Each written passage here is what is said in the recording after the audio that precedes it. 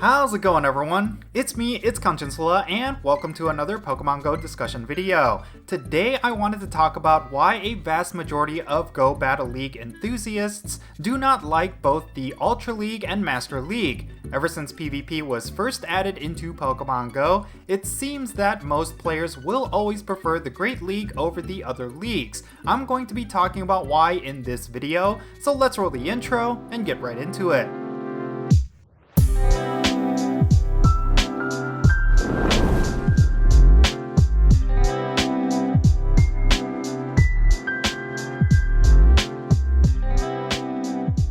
Alright, so it's no secret that Pokemon GO Battlers have always preferred the Great League over any other league. Often, when the PvP season rotates to either the Ultra League or Master League, most players will either take a break or take it easy, and I've always wondered why this was the case. After speaking with several PvP communities and individuals on why they prefer the Great League over the Ultra League and Master League, I found that there are 5 primary reasons why barely anyone is enthusiastic about them.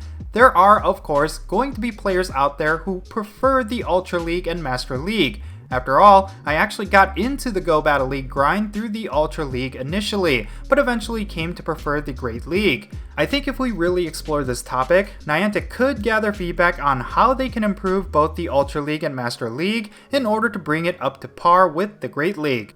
So the first reason why players do not like the Ultra League and Master League is the inaccessibility of meta Pokemon in these leagues. Since a majority of non-Premier Ultra and Master League Pokemon include Legendaries and Mythicals, you will typically have to go several months before you will be able to catch the best Pokemon for these leagues. You can, of course, trade for these Pokemon, but it will still take a while before you can get one that is optimal for the Go Battle League. This accessibility issue is even worse in the Master League. A vast majority of the best Pokemon to use in this league are all legendaries. It will be very difficult to get ahead in this league unless you've been playing the game actively since its launch.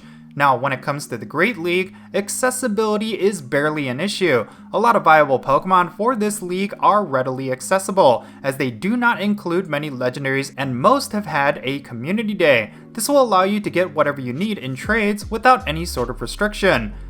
The next reason why players do not like the Ultra League and Master League involves the Stardust and candy costs. In order to get your Pokemon prepped for either of these leagues, you will need to spend a tremendous amount of Stardust. In the Master League, you will need to max out your Pokemon fully, otherwise you will put yourself in a serious disadvantage.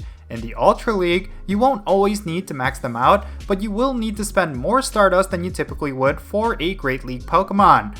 Most Ultra League Pokemon will need to be around level 30 to 35 in order to get close to the 2500 CP limit. Since most of these Pokemon are legendaries, the cost to fully optimize your Pokemon will also be really high.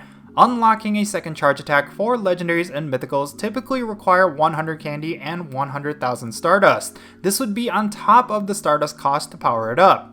Overall, it is much less of a Stardust sink for a viable team in the Great League, and the massive cost for a viable Ultra or Master League team will deter most players.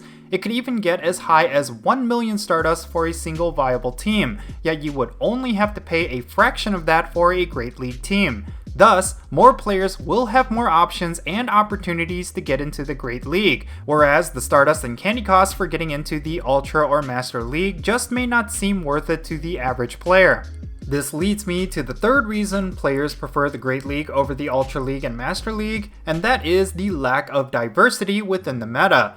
One of the best aspects of the Great League is the sheer number of viable Pokemon. Even though the top of the meta will only contain a handful of Pokemon, you can still get really far in the ranks with just a basic collection. The problem with the Ultra League, and especially with the Master League, is the lack of a meta that is friendly to any collection. It's going to be extremely difficult for a newer player to get into either of these leagues because chances are they do not have any of the legendaries necessary to get ahead. But because the Great League is much more accessible, you can jump into it pretty quickly.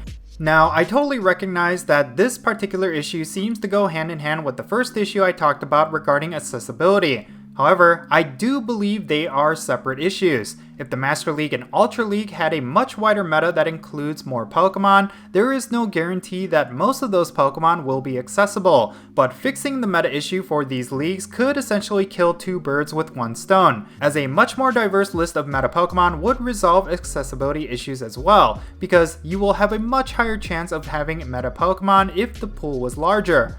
Now, the fourth reason why players will choose the Great League over the Ultra and Master League is the inherent need for extremely rare IVs in those leagues. While getting rank 1 IVs for the Great League can be beneficial, it could be a make or break situation when it comes to the Ultra League and Master League. The reason for this is because, at least in the Great League, IVs will only account for a few percentage points worth of effectiveness, since most Pokemon that are eligible for this league will have very similar stats. However, the difference between a 100% perfect IV and a non-perfect IV can definitely be felt within the Master League. Likewise, certain Pokemon that need to be maxed out in order to be useful in the Ultra League will require perfect IVs as well. This includes Talonflame, Umbreon, and the Stunfisks. Most other Ultra League Pokemon still require a bit of leveling past level 40, thus you will likely need as close to the most ideal IVs as possible. This situation rarely exists within the Great League.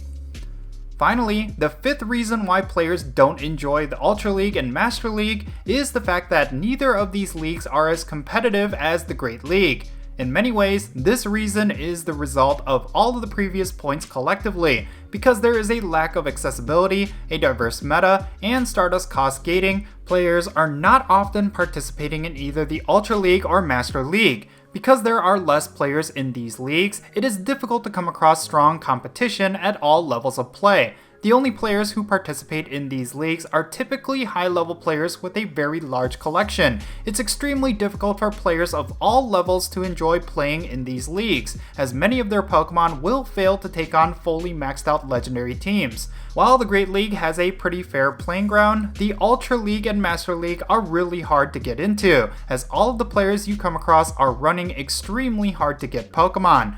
Also, the lack of a complex and diverse meta prevents a lot of strategy and planning. Most matchups in the Master League are usually the same 3 Pokemon mirrored against each other. The Ultra League is certainly better, but it's still not as robust as the Great League.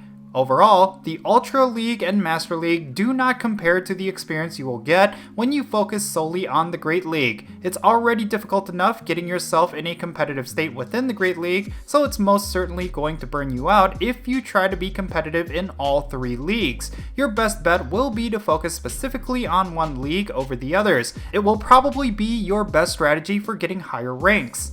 And yeah, with that said, that will conclude this video. Leave your thoughts regarding everything that I talked about in the comments below, and let's have a great discussion. And if you ended up enjoying this video, be sure to hit that like button and subscribe if it's your first time here, and don't forget that little bell so you can stay up to date on whenever I upload videos. And I want to give a quick shout out to my patrons on Patreon. You make this channel content possible. If you want to support my channel in any way, big or small, then be sure to check out the links in the description below. For all my patrons, they get a permanent spot on my in-games friends list. So if you want to interact with me in some way, like with remote raids, then do consider becoming a patron on my Patreon. But yeah, that's going to be it. I'm Count Jinsula. Be safe, have fun, love yourself, and I'll catch you all later.